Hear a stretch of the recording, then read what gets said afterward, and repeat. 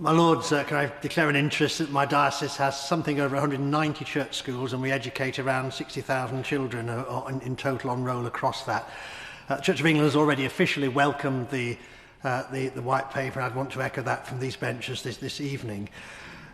One of the things we've been doing in Manchester is looking at those points of transition, the transition from preschool into primary and from primary into secondary, and particularly in the Bolton metropolitan area for the last 5 or 6 years we've had a project actually called Changing Places, because we recognise that those points of transition, children's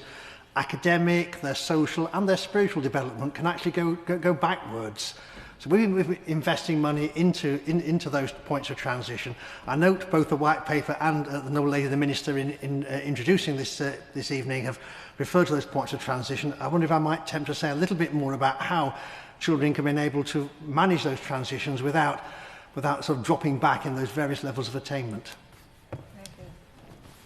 Well, I think the Right Reverend Prelate makes a very important point, and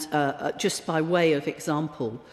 we're working, for example, on how we can ensure that children are better prepared when they start school with an ambitious target in order to improve that, and with investment, of course, in Better Start in Life and childcare in order to enable that. Secondly, another key transition, of course, is that transition from primary to secondary, and too often Key Stage 3, those first 3 years in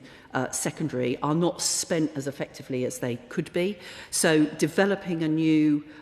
programme around the best practice for Key Stage 3 and really focusing on that will be part of the RISE team's work. And finally, I would say, one of the other areas where transition is often raised is in relation to SEND and children going from mainstream schools into colleges, and we will make better provision and expect schools at an earlier stage to provide the information that colleges need to help children with special educational needs to thrive. My Lords, I remind you of my education interests in particular.